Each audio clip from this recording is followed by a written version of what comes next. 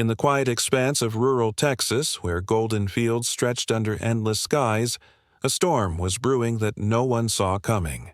Marcus Thompson, a dedicated Black Army sergeant, had poured his life savings into a sprawling ranch, a symbol of his hard-earned freedom after years of service. But while he was thousands of miles away, dodging bullets in a distant war zone, a shadowy group lurked closer to home. The local homeowners association, dominated by whispers of old prejudices, eyed his property with envy and disdain. It started subtly, with overlooked notices buried in mail that never reached him. The HOA, claiming unpaid dues on land they barely had jurisdiction over, moved like predators in the night. They auctioned off his ranch to the highest bidder, a wealthy developer with ties to the board itself. The sale was quick, the paperwork forged in secrecy, all while Marcus fought for his country, unaware that his own piece of America was being stolen from under him. As the new owners bulldozed fences and erected signs, the neighborhood buzzed with quiet approval. Whispers of, "He didn't belong here anyway," echoed in community meetings, revealing the ugly underbelly of racial bias that had simmered for years. But fate has a way of turning the tables. When Marcus returned, scarred but unbroken, the discovery hit like a grenade. His home, his legacy, gone. Yet, in the depths of betrayal, a spark ignited. The Army, bound by honor to its soldiers, uncovered a loophole buried in history. The land wasn't just any ranch. It held ties to forgotten military grants from decades past. Tension mounted as legal battles loomed, but this was no ordinary fight. The HOA's arrogance blinded them to the gathering force. What began as a personal loss was about to explode into a reckoning that would strip them of everything they held dear. Houses, built on shaky foundations of discrimination, teetered on the edge of collapse.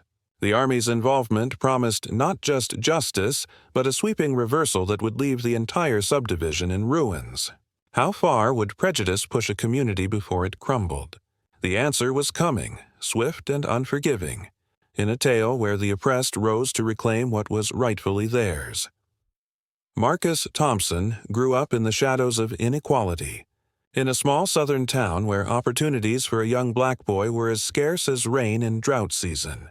From an early age, he learned to navigate the subtle barriers, the sidelong glances, the denied loans, the unspoken rules that kept folks like him on the margins. But Marcus was resilient, forged in the fire of determination.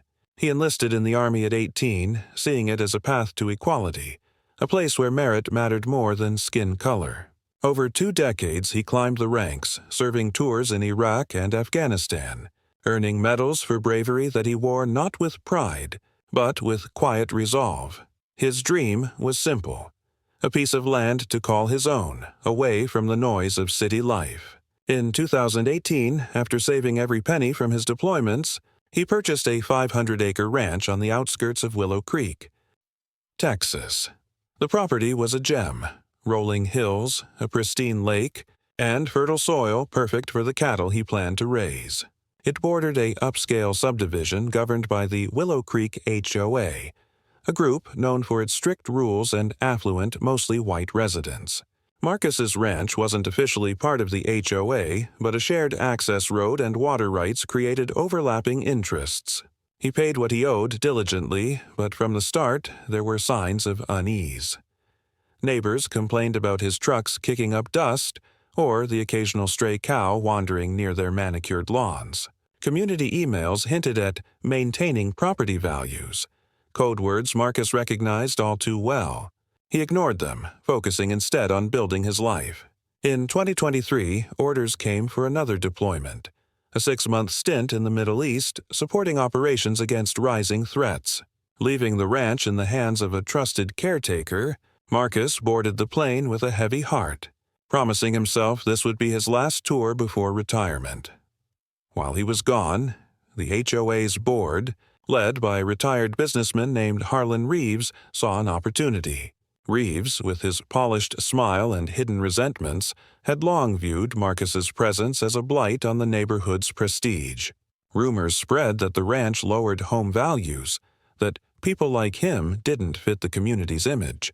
They dug into old covenants, twisting clauses about maintenance fees for the shared road. Notices were sent, but deliberately to an outdated address, ensuring they went unanswered.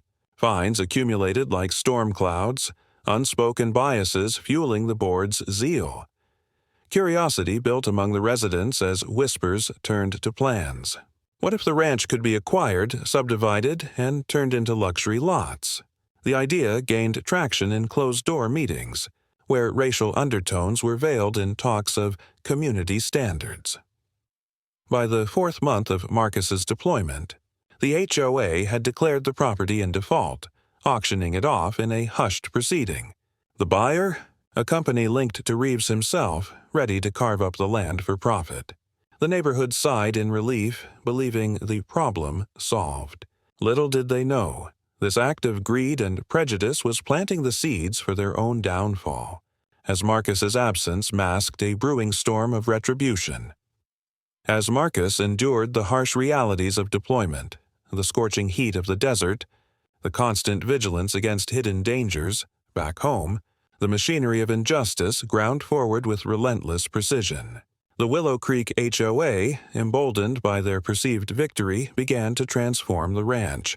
Bulldozers rumbled across the fields, uprooting fences that Marcus had mended with his own hands.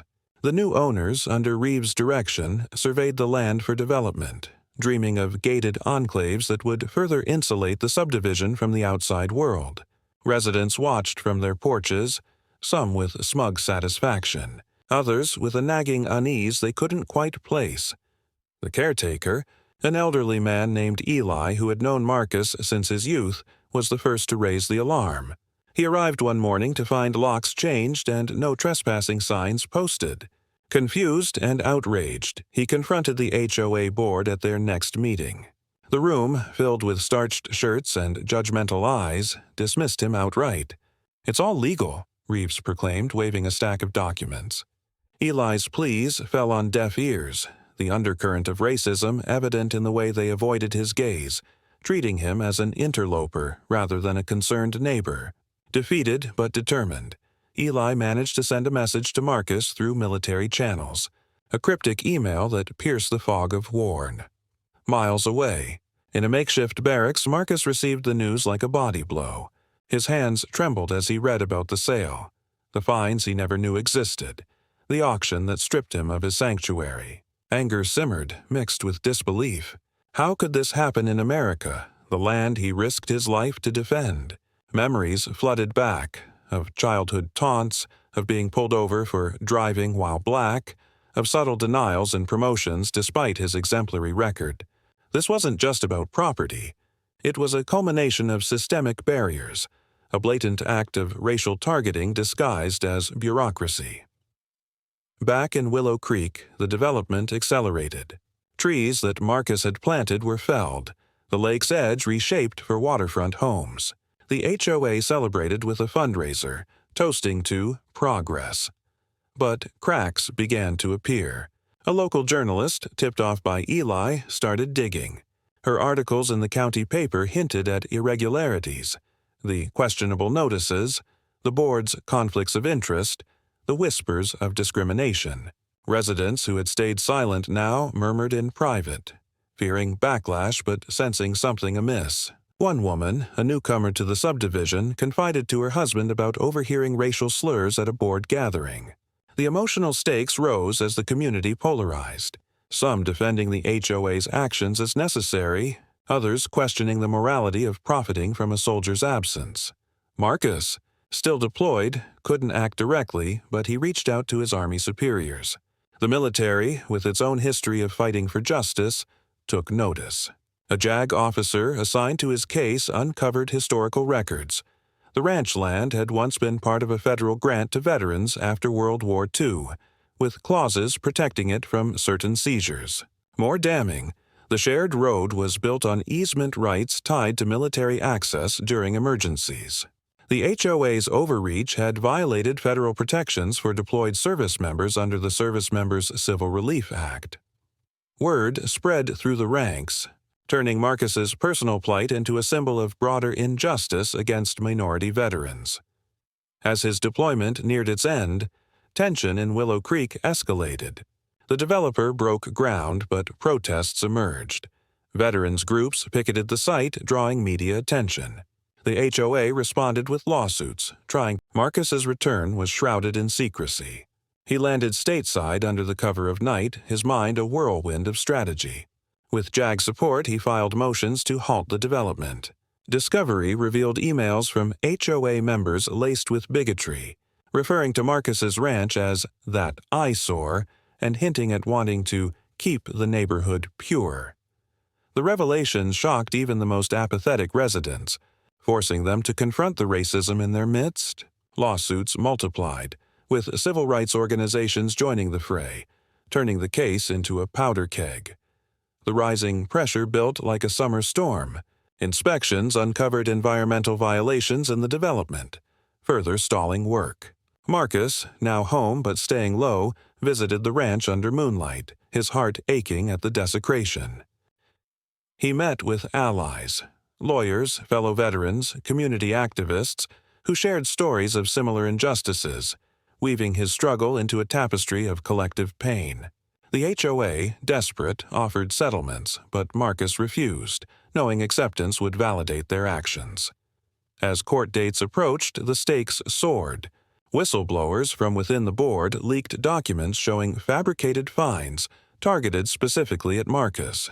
The neighborhood divided. Families argued over dinner tables. Friendships fractured. One resident, a white veteran himself, publicly defected, admitting shame at his silence. Media coverage intensified, with documentaries in the works, highlighting how HOAs often perpetuate segregation through subtle means. Emotional tension peaked as Marcus prepared for the fight, his resolve hardened by the betrayal, ready to expose the rot at the core. The subdivision, once a picture of suburban bliss, now hummed with anxiety. Children played less freely, aware of the adults' whispers. Reeves's health faltered under stress, his empire crumbling. Marcus, drawing strength from his military training, orchestrated quiet alliances with federal agencies. The Army's involvement deepened, with officials reviewing the land's history for potential reclamation under national security pretexts, a stretch, but viable given the easement ties. In the final weeks before the climax, the injustice revealed its full scope. Investigations showed the HOA had a pattern, targeting minority-owned properties with inflated fees, driving out owners to flip land for profit. Marcus's case was the tip of the iceberg, uncovering a network of discrimination that spanned years. Victims came forward, their stories adding layers of emotional depth: lost homes, shattered dreams, enduring prejudice. The community reeled, forced to reckon with its complicity. Curiosity turned to dread as residents realized their own homes, built on ill-gotten gains, might not be safe. The buildup reached fever pitch when a federal injunction froze all HOA assets. Panic spread. Meetings turned chaotic with accusations flying. Marcus, stoic and focused, knew the turning point was near.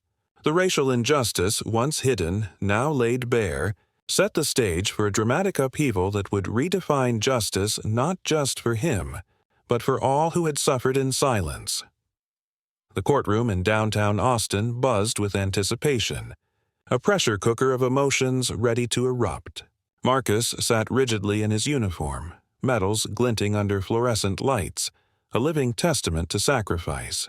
Across the aisle, Reeves and the HOA board fidgeted, their lawyers shuffling papers in a futile bid for control. The judge, a stern woman with a reputation for fairness, called the session to order. This was the moment where tension crested, where years of subtle racism and bold overreach collided with unyielding justice. Evidence mounted like waves crashing against a dam. The judge